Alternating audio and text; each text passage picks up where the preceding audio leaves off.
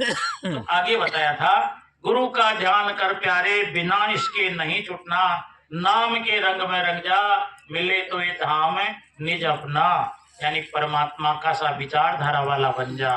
परमात्मा के अंदर देखना, आप उसको गाली भी निकालोगे तो वो आपको गाली नहीं निकालेगा, सब काम आपके करेगा, लेकिन वो बताने नहीं आएगा कि ये काम मैंने किया है। यानी वो सबको जो है सहन करता है। ऐसा तो ठंडा ठंडा पाडा बन जा। यानी इतना जो है उछल कूद मत करे, क्योंकि इसमें जो है घाटा ही घाटा है। नाम के रंग में रंग जा, यानी शील क्षमा संतो दया प्रेम, ये है परमात्मा का असली जो है रंग ढंग है। तो ये अपना ले, तेरा तो भी वही है, परमात्मा ही तो है, तू और क्या है फिर।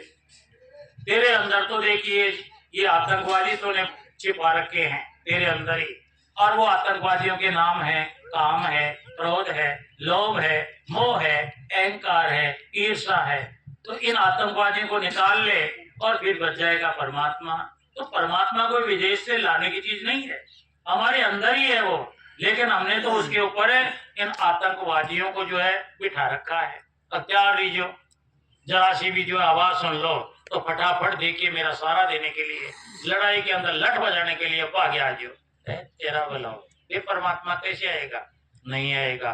तो क्या बताया है, नाम के रंग में रंग जा, मिले तो ये धाम निज अपना, गुरु की शरण दृढ़ कर ले, बिना इसका आज नहीं सरना। यानी गुरु जैसा भी है उसकी शरण को दृढ़ कर ले। यानी क्या बताया है, बताने वाले महापुरुषों ने तो अक्षीस दिया सतगुरु मिले। अरे बावड़िया, कतरो सस्तो बना दी ने गुरु ने, देख लिया। यानी गुरु को आपने कतरा कितना दौड़ के भाव भी नहीं रखा, ये नहीं तो वो, ये नहीं तो वो, तो ये करने लग गया, जबकि वाणी के अंदर साफ साफ लिखा पड़ा है, अक्षीस दिया सतगुरु मिले तो भी सस्ता जान। अरे भले आदमी, कबीर साहब ने तो ये कहा है, गुरु और गोविंद दोनों खड़े, किसके लागों पाए, बलियारी गुरुदेव ने जो गोविंद जी ने बताए। यानी गुरु क्या है यार, पहले इसकी व्याख्या समझ ले, एक जन्म इसकी व्याख्या तो समझ लेगा तो समझ ले बेड़ा पार है, और इस गफलत में रह गया तो फिर तो रास्ता जो है तेरा बेड़ा गर्क में ही जा रहा है। साफ सुन ले, तो क्या बताया है, लावे और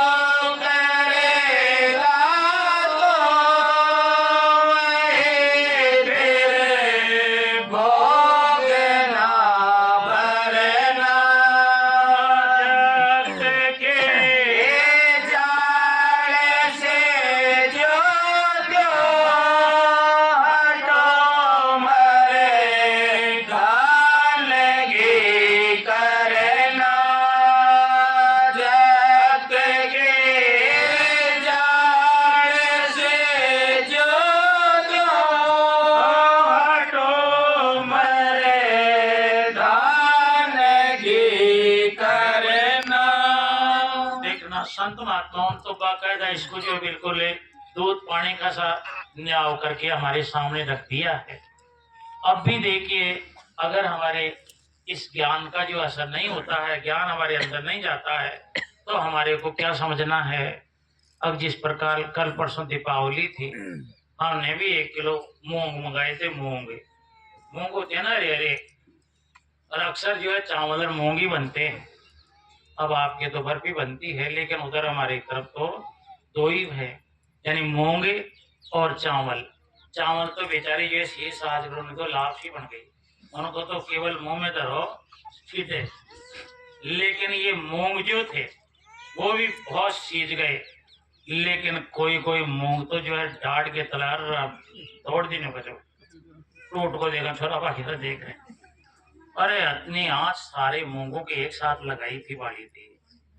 किसी भी मूंग पकाने वाली माता भाई ने ये नहीं कहा था तो बचवा लीजिए, हमारी आँच को थारा मरना करना पड़े। यानी वो तो एक हांडी में एक पानी डाला था, एक आँच दे रही थी, लेकिन उसके तो जो है बिल्कुल टस से मजे नहीं। तो संगत के अंदर ज्यादातर ऐसे इंसान नजर आते हैं। इससे क्या होता है, पूरी संगत जो है बदनामी की तरफ जाती है। महाराज सत्संग के अंदर है, यानी ऐसे ऐसे इंसानों के ऐसे शिक्षा देते हो। अरे इतनी देर मोंड पची करी, इसमें यहाँ कैसे कहाँ कमी रह गई है? तो इसका मतलब ये है कमी हमारी रह गई या कमी सुनने वालों में रह गई। तो कमी तो देखिए अगर होती, यानी अगर आँच कम देती माता जी तो फिर तो और मूंग भी नहीं सींचते, वो भी जल्दी बोलते। लेकिन सबका पानी हो गया और छीले फाजले 5-7 ऐसे रह गए, तो वो तो उनका ही जो है यानी सुनने में ही कुछ फर्क पड़ गया। तो ऐसा कहीं भी किसी भी संगत में हम जुड़े, ऐसा काम नहीं होना है। सबको देखे जैसा जितना बन सके, जितनी आँच लगती है, अपने आप को जो है अपनी कलडावन को, अपनी जो है कठोरता के विचारों को आप सबको जो है धीरे धीरे नरम कीजिए। यार पहले जो है बादड़ी हुआ करती थी, आजकल तो जो है आजकल के बच्चे तो नहीं समझेंगे, लेकिन पहले बादड़ी हुआ करती थी, चरस हुआ करता था, वो कलडा हो जाता था सूर्य संडे की तरह। उसको ही जो है अगर जो है तेल पा दिया जाता था, काढ़ा ही पा दिया जाए, वो भी नरम हो जाता बढ़ जाता था। तो यानी देखना सत्संगों के अंदर संत महात्मा बेचारे कितना तेल पाते हमको, तेल ही तो है ये, यानी तेल ही है। मीठी वाणी, शुद्ध वाणी, साफ वाणी, ये तेल ही तो है। लेकिन फिर तो देखे नरमाई हमें आ जानी चाहिए थी। तो इसलिए अगर ऐसा है तो हम लोग जो है धोखे में हैं, तो इस धोखे के अंदर भैया नहीं रहना है। तो क्या बताया है, अब जिन्होंने ऐसे संत महात्माओं की वाणी को अपने जीवन पर उतारा है, उनके लिए वाणी क्या बोल रही है, जिन्होंने मारे मन डाला उन्हीं को सूर मांगना, जिन्होंने मारे मन डाला उन्हीं को सूर मांगना, बड़ा मन गट में इसका जिक्र ना कटना, बड़ा मन गट में इसका जिक्र ना कटना, बड़ो तुम्हें से के पीछे और सब